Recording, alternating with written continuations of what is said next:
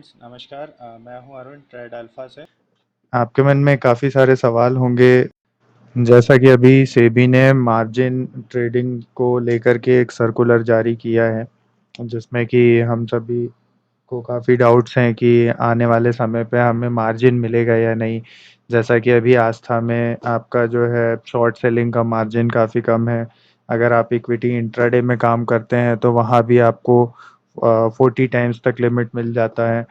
और इसके अलावा अगर आप डिलीवरी में काम कर रहे हैं तो उसमें भी लिमिट मिल जाता है। तो यहाँ काफ़ी सारे डाउट्स हैं लोगों के मन में कि मतलब हम यहाँ पे आगे मार्जिन मिल पाएगा या नहीं मिल पाएगा।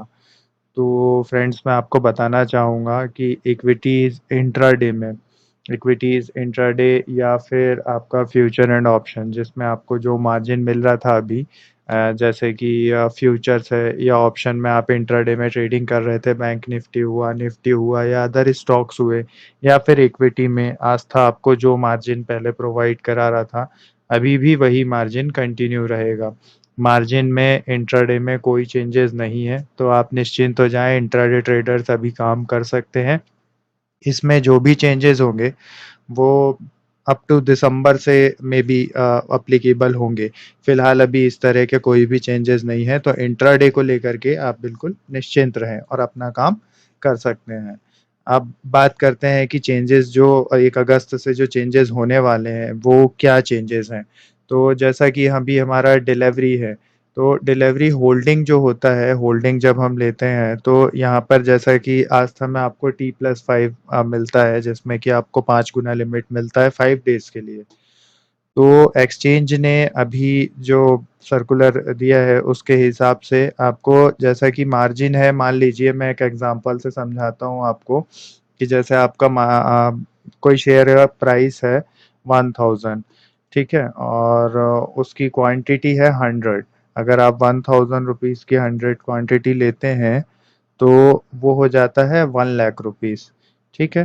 तो 1 लाख रुपीज़, अब हम जो है एक्सचेंज के हिसाब से अगर ऐसा एग्जांपल लें कि उसका जो वार प्लस ईएलएम मार्जिन है वो 22% चल रहा है, ठीक है, 22% या 23% मान लेते हैं, हम 23% चल रहा है।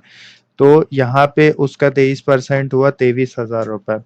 तो एक्सचेंज का ऐसा कहना है कि आपको जो है अगर डिलीवरी होल्डिंग में पोजीशन लेना है तो डिलीवरी होल्डिंग लेने के लिए आपके अकाउंट में कम से कम वार प्लस ईएलएम मार्जिन होना ही चाहिए उस पोजीशन को लेने के लिए। तो वो पोजीशन वार प्लस ईएलएम हमें मैनेज करके चलना पड़ेगा, हमारे अकाउंट में वो होना चाहिए। अब जैसा कि देखिए, डिलीवरी जो है, डिलीवरी हम अगर यहाँ पे पोजीशन ले लेते हैं, जैसा कि हमने डिलीवरी होल्डिंग ले लिया, अब हम उसे आज खरीद करके आज ही सेल कर देते हैं, तो उसमें जो है वो हमारा एक्चुअली डिलीवरी काउंट ही नहीं होगा।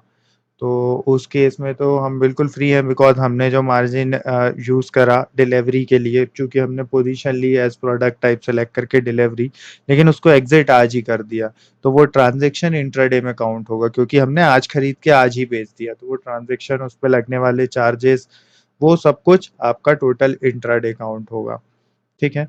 अब यहाँ पर जो हमारे सेटलमेंट की बात करें अगर, तो डिलीवरी के केस में हमारा जो सेटलमेंट है वो T+2 बेसिस पे हो रहा है।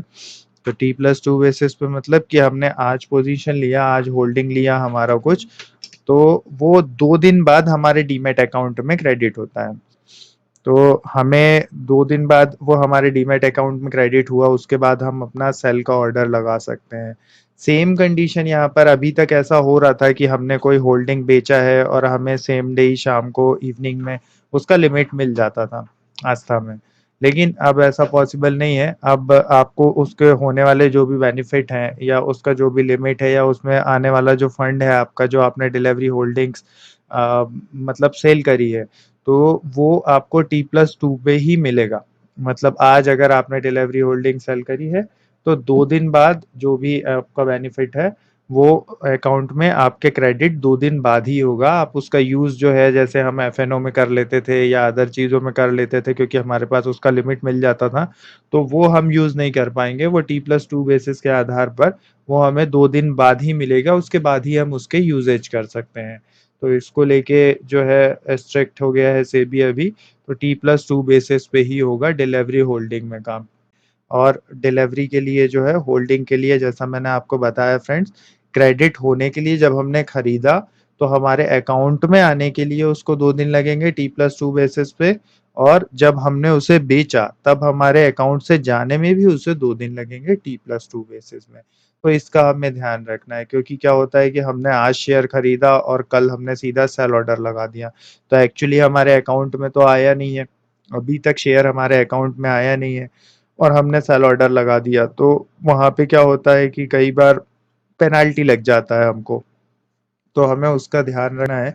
या तो फिर हम ऐसा कर सकते हैं कि जैसे हमारे 1 लाख के शेयर हैं, हम पूरा मार्जिन ही पे कर दें। अगर हम मार्जिन यूज नहीं करते हैं, मान लीजिए आस्था से हमने मार्जिन यूज नहीं करा, हमने टोटल मार्जिन जो रिक्वायर्ड है 1 लाख रुपए रिक्वायर्ड है, हमने 1 लाख रुपए पूरा के पे कर दिया, तो उस कंडीशन में क्या हुआ, हमारा वार प्लस ईएलएम जो जैसा हमारे लास्ट एग्जांपल पे अभी हमने डिस्कस करा कि हमारा जो उसमें वार प्लस ईएलएम के हिसाब से 23,000 रुपए हमारा हो रहा है, तो एक्चुअली आपका 23,000 का ही रिपोर्ट जाएगा। बाकी आपके जो 77,000 बचे हुए हैं वो अभी भी आपके अकाउंट में मतलब कहा जाए एक हिसाब से पॉजिटिव रहेंगे। तो जब आपको नेक्स्ट डे जब आप उसे सेल करेंगे तो उसका जो वार प्लस ईएलएम मार्जिन रिक्वायरमेंट है जो एक्सचेंज का, जब आपको सेल करने के लिए भी चाहिए वार प्लस ईएलएम, तो वो जब आप जब नेक्स्ट जब सेल करेंगे तो वो क्या होगा, आपके पास ऑलरेडी चूंकि आप पे कर चुके हैं, आप 1 लाख रुपए पे कर चुके हैं, 23,000 आपका पहले ब्लॉक हुआ है, 23,000 आपका नेक्स्ट डे ब्लॉक हो जाएगा जब आप उसको स्क्वायर ऑफ करेंगे। तो या तो आप विदाउट मार्जिन यूज करें, इसको कर सकते हैं काम, तो इसमें आपको कोई प्रॉब्लम नहीं होगा। लेकिन हाँ, अगर आप मार्जिन यूज करके करते हैं तो यहाँ पर वार प्लस ईएलएम के हिसाब से एटलीस्ट आपके खाते में जब आप पोजीशन बना रहे हैं तब, और जब आप पोजीशन स्क्वायर ऑफ कर रहे हैं तब इतना फंड होना है। आशा करता हूँ जानकारी आपको अच्छी लगी होगी। Thank you, thanks for watching.